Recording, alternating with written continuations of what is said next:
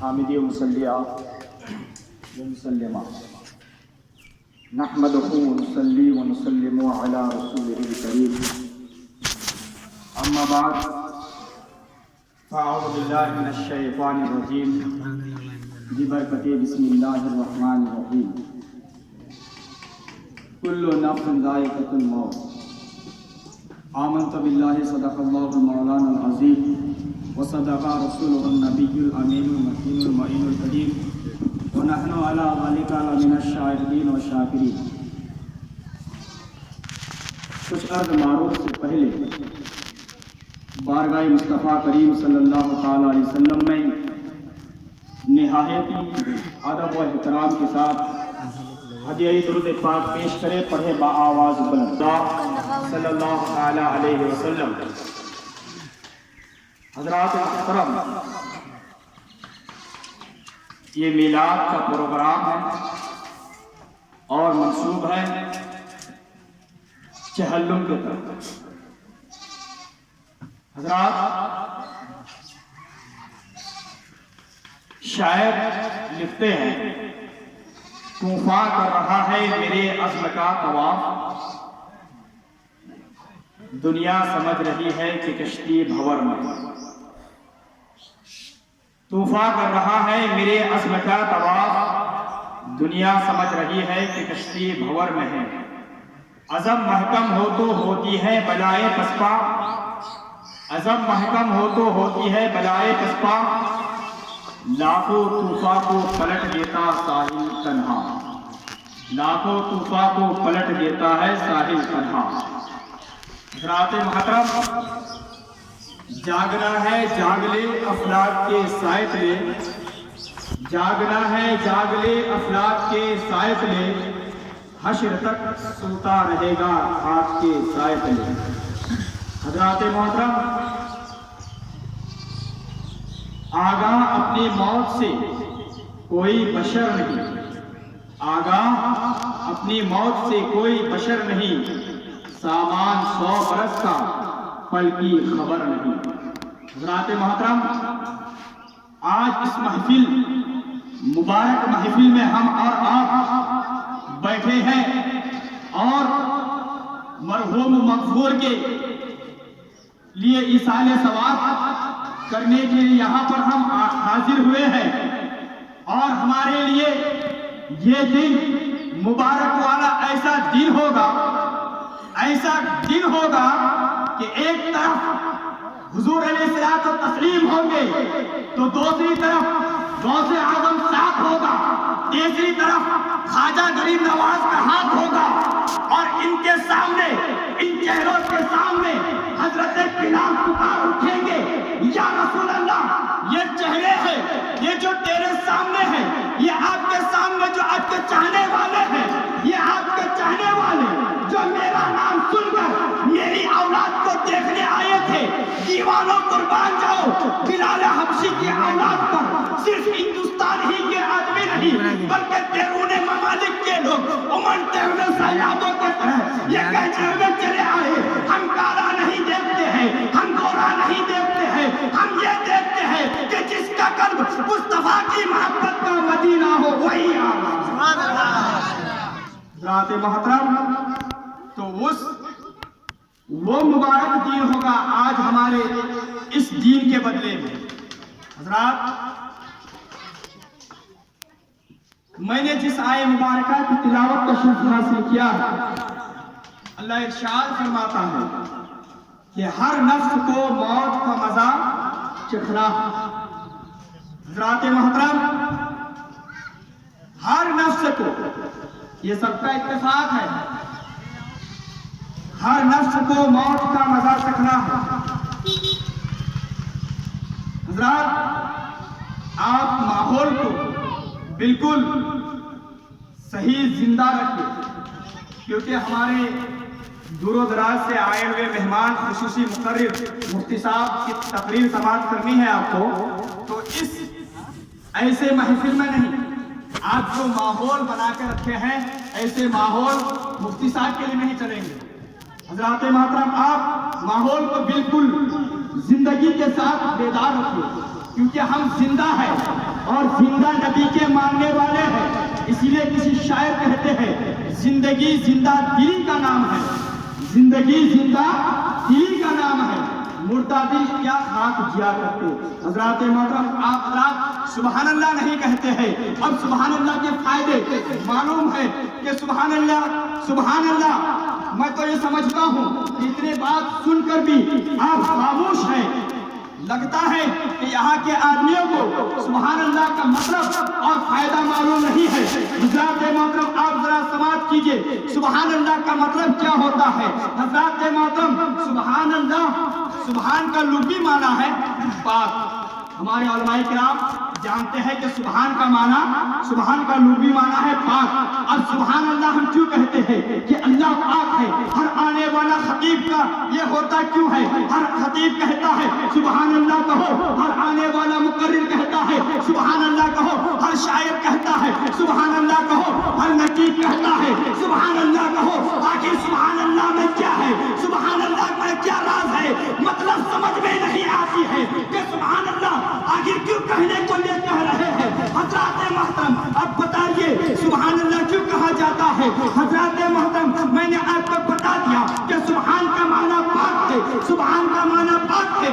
اب کوئی انسان جب آنے والا کوئی مقرر کہا جاتا ہے کہ سبحان اللہ کہو, سبحان اللہ کہو, شاعر کہتا ہے سبحان اللہ کہو, آنے والا نقیب کہتا ہے سبحان اللہ کہو. سبحان اللہ کیوں کہا جاتا ہے, سبحان کا معنی پاک مطلب کیا ہوتا ہے کہ اللہ پاک. اب اگر کوئی شخص بار بار سبحان اللہ کہتا ہے تو کیا کہتا ہے, یہی کہتا ہے کہ اللہ پاک ہے, اللہ پاک ہے, اللہ پاک ہے. جب ایک انسان اللہ پاک ہے, اللہ پاک ہے 10 مرتبہ یا کئی زیادہ کہتے ہیں رب کی رحمت جوش میں آتی ہے. اللہ ارشاد فرماتا ہے اے میرے فرشتوں تم گواہ ہو جاؤ, جو شخص سبحان اللہ اللہ پاک بولتا ہے, اللہ پاک بولتا ہے, اس کو میں صاف کر دیتا ہوں.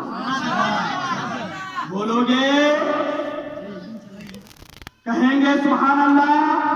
عہد کر لیجئے جب بھی کسی محفل میں جائے سبحان اللہ کہا کیجئے.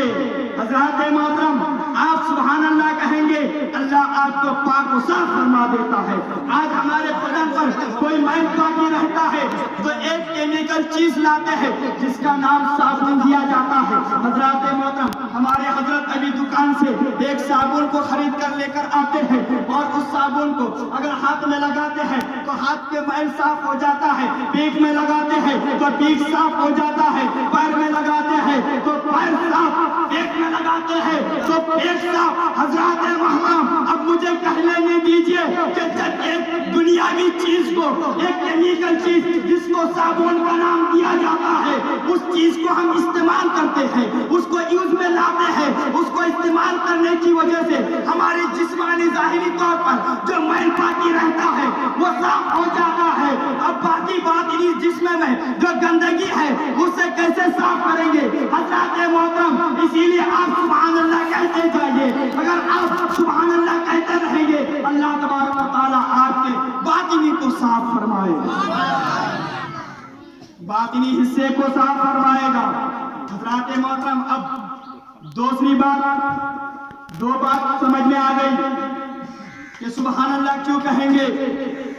حضرات محترم ظاہری بھی صاف, باطنی بھی صاف, لیکن اب کہتے ہیں آنے والا شاعر کہتا ہے زور سے سبحان اللہ کہیے, آنے والا خطیب کہتا ہے زور سے سبحان اللہ کہیے, آنے والا نقیب کہتا ہے زور سے سبحان اللہ کہیے. اب زور سے سبحان اللہ کہنے کا مطلب کیا ہوتا ہے. حضرات محترم دنیاوی دستور یہی ہے, اسی طرح اخروی دستور یہی ہے. حضرات محترم جب کوئی مجرم, کوئی انسان مجرم ہو جاتا ہے, اس مجرم کو عدالت میں پیش کیا جاتا ہے تو وہاں پہ گواہی کی ضرورت پڑتی ہے. حضرات محترم اب اگر کوئی گواہی دے دیتے ہیں تو اس کی گواہی قابل قبولیت مان کر اس کی رہائی مل جاتی ہے. حضرات محترم آج ہمارے مرحوم و مغفور کے چہلم کرنے کے لیے حافظ حامد رضا کے نانا کے یہاں پہ ہم جو اس مرحوم و مغفور کے احسان ثواب کرنے کے لیے بیٹھے ہوئے ہیں. حضرات محترم تو کل قیامت کے دن حشر قائم ہوگی,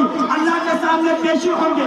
اللہ فرمائے گا اے میرے بندے تم میرے لیے کام لے کر آئے ہو تو نماز کا جواب دیں گے؟ کیا نماز پیش کریں گے؟ کیا چیزیں پیش کریں گے؟ حضرات محترم، تو اب اللہ کے سامنے کیا چیز پیش کریں گے؟ اللہ کے سامنے کچھ نہیں ہوں گے پیش کرنے کے لیے ہمارے پاس حضرات محترم یہی چیز ہوں گے۔ اب اللہ کے سامنے ہم کہتے ہیں کہ آپ پروردگار عالم حامد رضا کے نانا کے تعلق میں تھا، خطابت کر رہے تھے، ہم نے سبحان اللہ کہہ رہے تھے، ہم لوگ سبحان اللہ کہے تھے اور ہم سبحان اللہ کہے تھے، ہمارے بازو والے بھی سنے ہیں۔ اللہ ارشاد فرمائے گا کیا سبحان اللہ کہنے کے لیے تمہارے پاس کوئی گواہی ہے؟ کیا کوئی گواہ دینے والا ہے؟ حضرات محترم، اگر آپ زور سے سبحان اللہ کہے ہوں گے کہے تھے تو آگے والے کہیں گے ہاں یا پاک پروردگار عالم، یہ تیرا شخص، یہ تیرا بندہ سبحان اللہ کہا تھا، میں بھی سنا تھا۔ تیسرے لوگ بھی کہیں گے ہاں یہ سبحان اللہ کہا تھا، میں بھی سنا تھا۔ پیچھے والے بھی کہیں گے ہاں میں سنا تھا، میں گواہی دیتا ہوں۔ جب اتنے گواہی مل جائیں گے، جب اتنے گواہ موجود ہوں گے، اللہ ارشاد فرمائے گا کہ اس بندے کو جہنم سے جنت کا مستہ سنا دیا جائے، اس بندے کو جہنم سے جنت کا راستہ دکھا دیا۔ حضرات محترم، اتنا سننے کے باوجود بھی آپ سبحان اللہ نہیں کہہ رہے ہیں، کہیں گے حضرات محترم سبحان اللہ کہنے سے اللہ ہمارے جسمانی ظاہری کو بھی صاف فرماتا ہے، باطنی کو بھی صاف فرماتا ہے، اور زور سے سبحان اللہ کہنے سے ہمارے لیے گواہ بازو والے بن جاتے ہیں، اور یہی گواہی سے کل قیامت کے دن اگر ہم کو ہمارے پاس بہت سارے گناہ ہیں، اس گناہ کے عوض اگر جہنم کا راستہ دکھا دیا جائے تو اسی سبحان اللہ کے ذریعے ہم جہنم سے ہٹ کر جنت جا سکتے ہیں۔ کہیں گے سبحان اللہ۔ حضرات محترم، آج اس میلاد پاک میں موت کے تعلق سے میں 2-3 منٹ بول کر رخصت ہو رہا ہوں۔ حضرات محترم، موت ہر انسان کو آئی، موت ہر انسان کو آئی، کسی کو موت سے چھٹکارا نہیں ہے۔ کوئی شخص یہ نہیں کہہ سکتا میرے پاس موت نہیں آئی۔ حضرات محترم، اللہ تبارک و تعالی رب کریم کا احسان عظیم ہے کہ اللہ نے ہمیں زندگی عطا فرمائی اور ہم سبوں کو دنیا میں بھیجا اور اپنا عرفان عطا فرمایا، اور اللہ تبارک و تعالیٰ نے ایک دن ہم سبوں کو اپنی بارگاہ میں بلا لے گا، اور اسی کو مفہوم اللہ تبارک و تعالیٰ قرآن مجید میں جو ارشاد فرمایا ہے کل نفس ذائقۃ الموت، ہر نفس کو موت کا مزہ چکھنا ہے۔ موت کوئی آسان لفظ نہیں ہے، موت ایک بھیانک لفظ ہے۔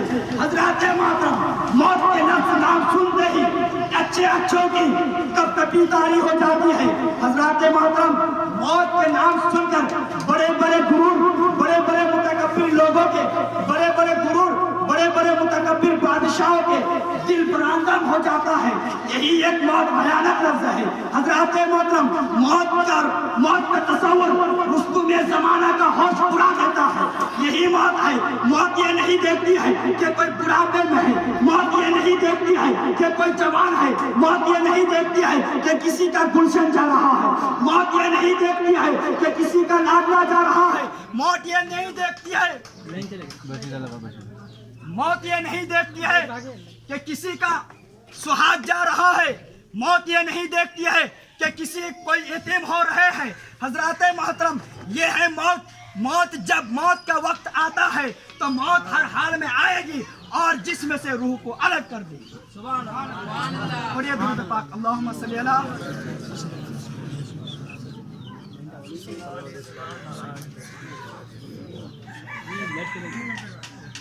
حضرات، موت ایک بھیانک لفظ ہے، اور اس یہ موت ہر ایک کو آنی ہے۔ آج ہمارے معاشرے کے حال یہ ہو چکا ہے کہ اگر ہم طرح طرح کے مصیبتوں کا سامنا کرنا پڑتا ہے، ہم طرح طرح کے مصیبتیں طرح طرح کی مصیبت آتی ہے تو ہم یہی کہتے ہیں کاش میری موت जाती तो क्या ही अच्छा होता, तमाम परेशानियां खत्म हो जाती हजरात मातरम। लेकिन मामूली मौत नहीं है, क्योंकि हुजूर अलैहिस्सलातु तस्लीम इरशाद फरमाते हैं कि मौत की तमन्ना ना किया करे, बल्कि मौत को याद किया करे। मौत की तमन्ना, मौत की ख्वाहिश, मौत की आरज़ू ना किया करे। हजरात मोहतरम, तुम में से किसी के पास अगर कोई मुसीबत आ जाए, चाहे कितनी भी मुसीबत हो जाए, लेकिन मौत की तमन्ना नहीं करना, मौत की आरज़ू नहीं करना, मौत की ख्वाहिश नहीं करना, बल्कि ये दुआ करना, या पाक परवरदिगार आलम, जब तक मेरी जिंदगी है, अगर मेरी जिंदगी में बेहतर है तो मुझको जिंदा रख, अगर मेरे लिए मौत बेहतर है तो मुझको मौत दे दे। हज़रात मोहतरम, यही दुआ कीजिए, क्योंकि आपको मैं एक वाक़या को आपके सामने रखकर रुखसत हो रहा हूँ। हज़रात मोहतरम, एक बुढ़िया का यही दस्तूर था कि वो जंगल में जाया करती थी और रोजाना लकड़ियों को काट कर लाती थी अल मुख्तसर के साथ। मुख्तसर में वो बुढ़िया एक दिन लकड़ी के गठरी को अपने सर पर लेती है और आगे आते एक पत्थर की ठोकर से गिर जाती है और लकड़ी के गठरी नीचे गिर जाती है। अब उठाने वाला कोई सहारा नहीं, उठाने वाला उसकी कोई मददगार नहीं।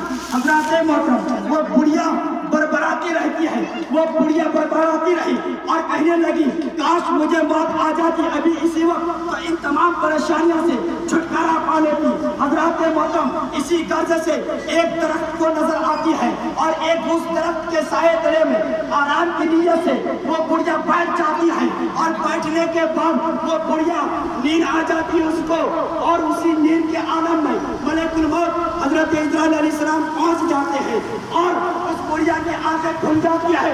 वो बुढ़िया देखकर परेशान हो जाती है कि आखिर कौन है। हजरत मोहतरम, मलकुल मौत कहते हैं, ऐ बुढ़िया, तू पहचानती नहीं, मैं वही हूँ जिसको तू अभी आवाज दे रही थी, मैं वही हूँ जिसको तू अभी बुला रही थी, बरबरा रही थी, मैं ही हूँ।